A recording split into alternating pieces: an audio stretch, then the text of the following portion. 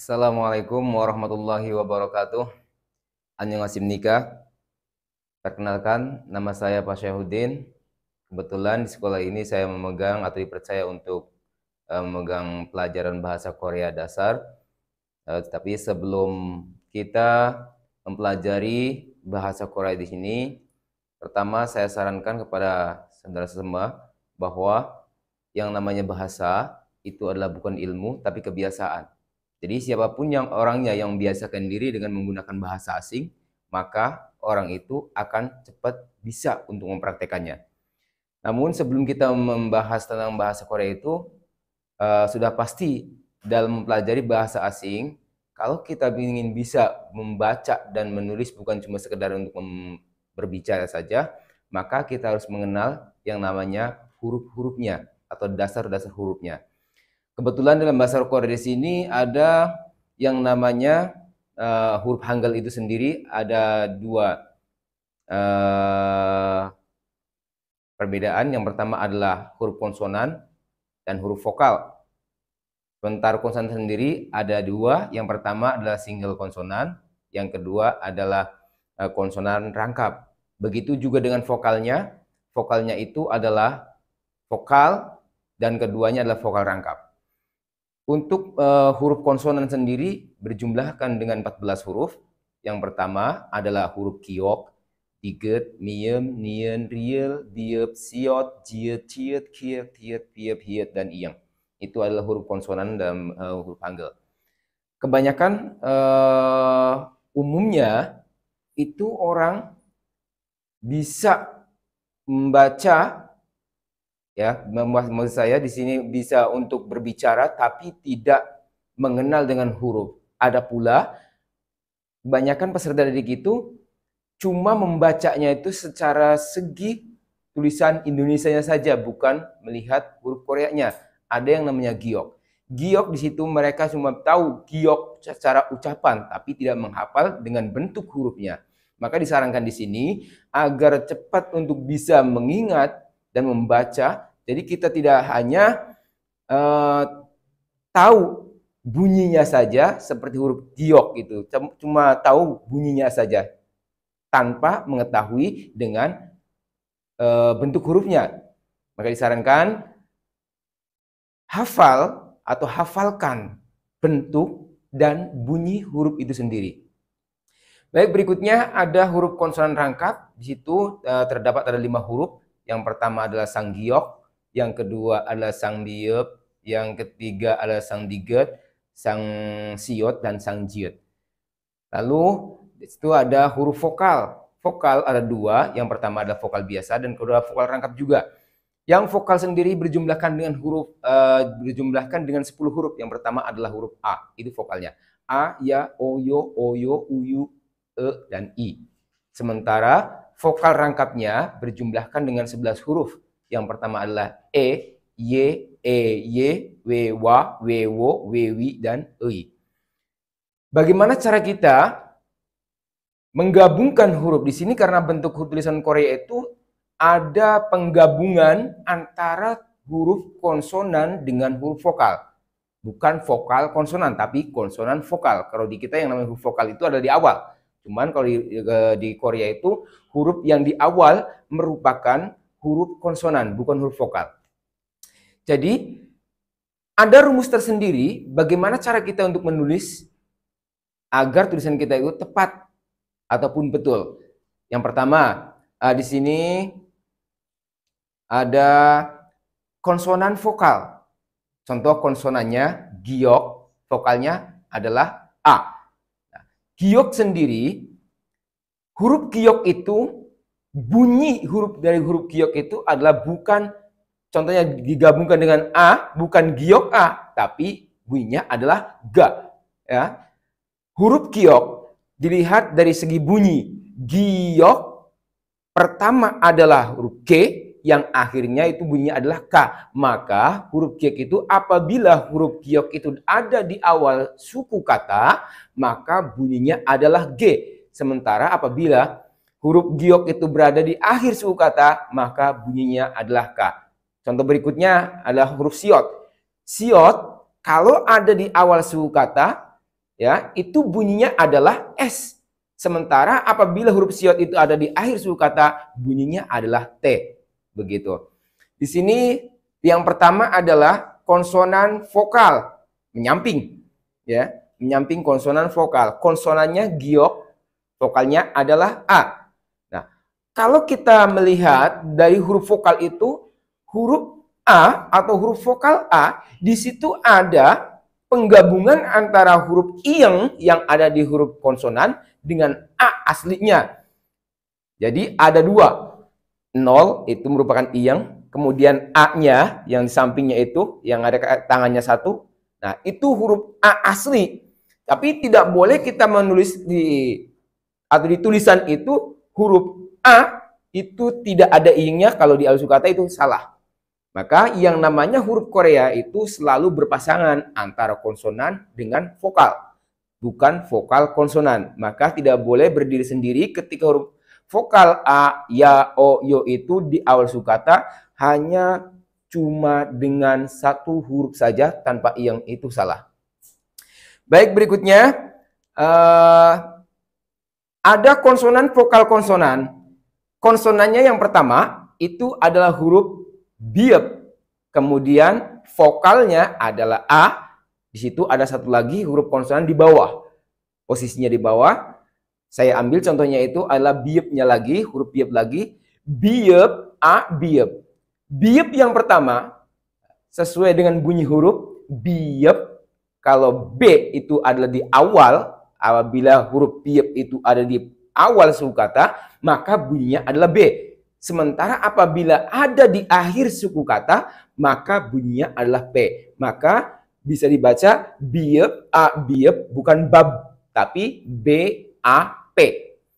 Kemudian rumus yang ketiga, ada konsonan vokal ke bawah. Kalau yang pertama konsonan vokal menyamping, sekarang konsonan vokal ke bawah. Contoh konsonannya adalah huruf siot. Siot kalau di awal bunyinya adalah S. Kalau di akhir bunyinya adalah T.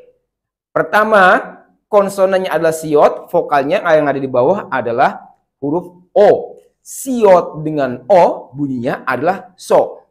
Nah, so di sini sudah mengandung arti yaitu sapi.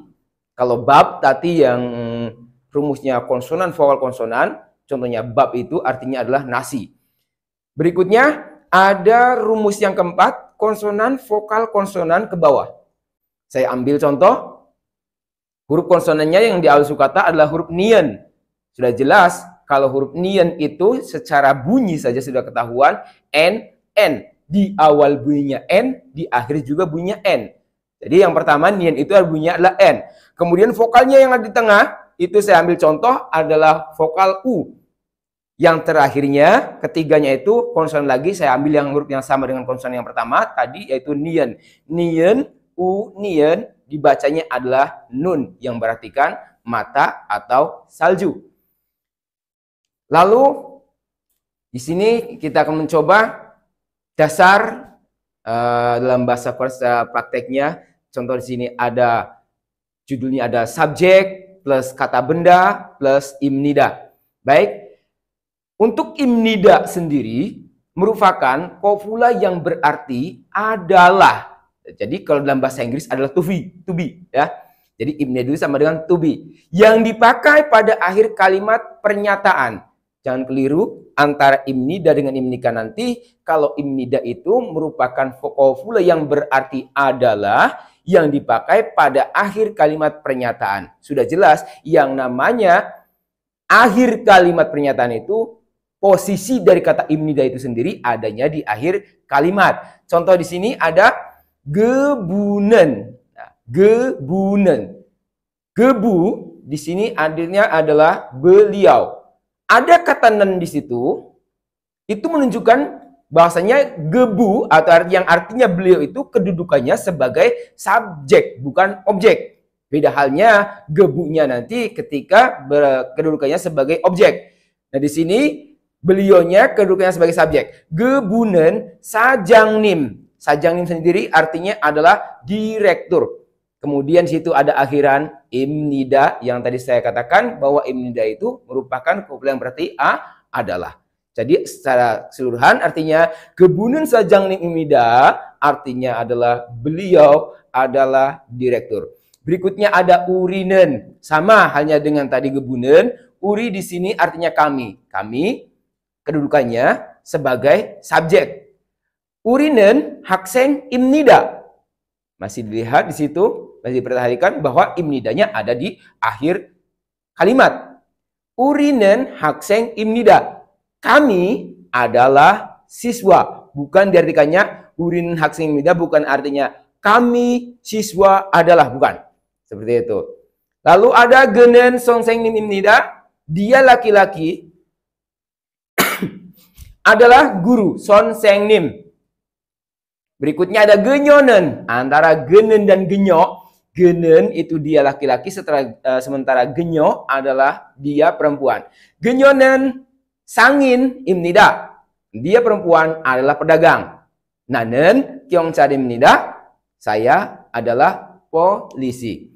Berikutnya ada subjek plus kata benda dan plus imnika. Kalau tadi imnida, sekarang kita bahas tentang imnika.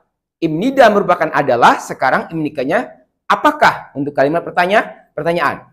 Imnika merupakan kopula yang berarti apakah yang dipakai pada akhir kalimat pertanyaan. Contoh, Gebunun Sajang Nim Imnika. Kalau tadi Gebunun Sajang Nim Imnida, yang artinya beliau adalah direktur. Tapi sekarang imnidanya kita ganti dengan kata imnika, yang artinya apakah. Jadi bisa diartikan Gebunun Sajang Nim Imnika di sini artinya apakah beliau itu direktur. Berikutnya ada Urinen Hakseng Imnika. Apakah kami siswa? Genen Songseng Imnika. Apakah dia laki-laki guru? Genyonen Sang Imnika. Apakah dia perempuan pedagang? Nanen Kyong Cari Imnika. Apakah saya polisi? Yang terakhir, di sini ada subjek kata benda, ada pilihan i, ga, dan animnida. Beda halnya dengan yang pertama. Kalau yang pertama adalah imnida, tapi yang sekarang ketiga ini adalah animnida. Animnida merupakan kopula yang berarti adalah bukan. Kalau imnida artinya adalah, sekarang animnida artinya adalah bukan. Yang dipakai pada akhir kalimat negatif. Ada pilihan antara i dengan ga. Kapan kita menggunakan pilihan i dan kapan kita menggunakan pilihan ga? I digunakan pada kata benda yang bersuku kata akhir konsonan, sementara ga digunakan pada kata benda yang bersuku kata akhir vokal. Seperti itu untuk contohnya Gebunen Sajang Nim. Nah, berhubung Sajang Nim di sini berakhiran dengan huruf konsonan di akhir sukatanya, maka pilihannya adalah i. Gebunen Sajang Nimi. Baru kita meletakkan kata negatifnya yaitu animnida. Ulangi, Gebunen Sajang Nimi animnida. Beliau adalah bukan direktur. Berikutnya ada Urinen Hakseng. Sama, kata Hakseng berakhiran dengan huruf konsonan juga. Maka pilihannya adalah i. Urinen Haksengi, bukan Haksengga. Tapi pakainya i. Urinen Haksengi animnida. Kami adalah bukan siswa. Berikutnya di sini ada contoh yang kata bendanya menggunakan vokal. Nanen unjonsa. Nah, di situ kata unjonsa yang berarti sopir berakhiran dengan huruf vokal. Nanen unjonsaga, pakainya ga, bukan pakai i. Bukan nanen unjonsai, tapi pakainya ga. Nanen unjonsaga animnida. Saya adalah bukan sopir. Nonen Kyong Cari animnida. Kamu adalah bukan polisi. Yang terakhir, nanen kisulja ga animnida. Saya adalah bukan teknisi. Demikian penjelasan dari saya tentang basic bahasa Korea. Terima kasih. Kamsahamnida. Assalamualaikum warahmatullahi wabarakatuh.